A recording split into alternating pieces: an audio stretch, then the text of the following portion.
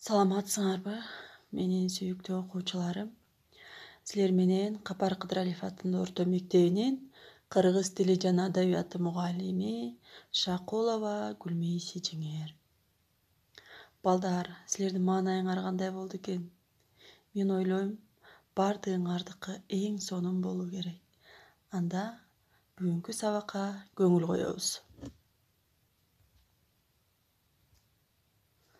Тарбиялык саат сабагыбыздын темасы эмне үчүн китеп окуу керек? Сабагыбыздын максаты окуучулар китеп окуунун пайдалуу жактарын билесиңер, алган билимдериңерди турмушта колдоно аласыңар. Китеп бир эле билимге үндөбөй, тарбиялык мааниси чоң экендигин аңдап түшүнөсүңөр. Менин силерге төмөндөгүдөй суроом бар, балдар. Китеп күнү качан белгиленет? Ал жөнүндө маалыматыңар барбы? Мен ойлойм, бардыгыңар билет болушуңар керек. Китеп күнү 23 апрель бүткүл дүйнөлүк китеп күнү. 23 апрель бүткүл дүйнөлүк китеп жана автордук укук күнү деп аталат. Дүйнөлүк адабият менен маданияттын көч башында турган Сервантес, Шекспир жана Энко Гарсилио де ла Вега сыяктуу классиктер 1616 жылдын 23 апрелинде дүйнөдөн кайтышкан.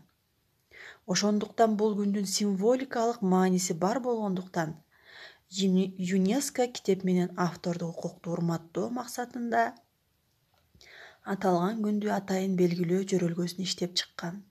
Ал эми Кыргыз өкмөтү 2002 жылдын 1 апрелиндеги токтому менен бүткүл дүйнөлүк китеп күнүн белгилөө шартын кабыл алган.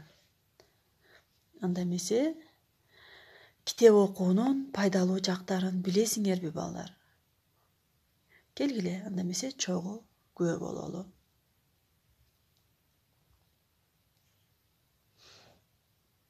Китеп окуу бул сөз байлыкты өстүрөт, акылды курчутат, адамды чечен кылат.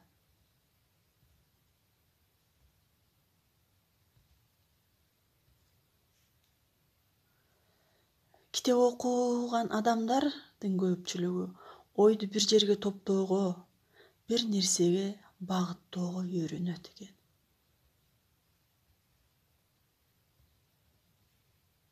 Башка адамдарга ойлогон оюңду так жеткирүүгө жардам берет.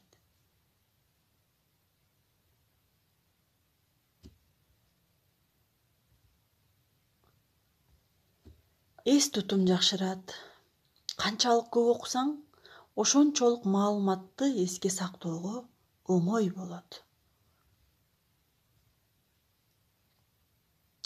Эгерде силер окуган маалыматты унутуп калсаңар деле, сөз байлыгыңар өсө берет.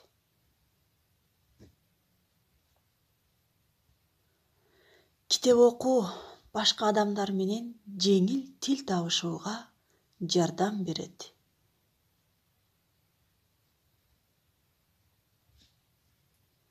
Китеп мээнин эң мыкты машыктыруучусу.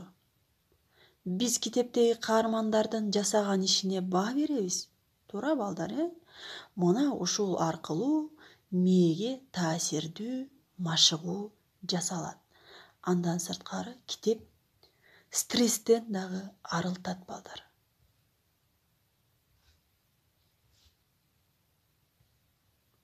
Китепти көп окусаң, дүйнөгө болгон көз карашың да кеңейет.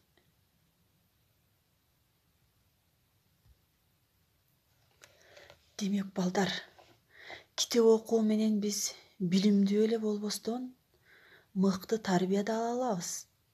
Өзүбүздүн турмушубузда дагы, жашообузда дагы, күнүмдүк пикир алышуубузда, адамдар менен тил табышуубузда дагы эң чоң жардам берерин унутпашыбыз керек, балдар. Менин силерге айтаарым, ушул эле күнү китепти урматтоо керек эмес, балдар. ар күн сайын китеп менен дос болууңарды каалайт элем. Анда эмесе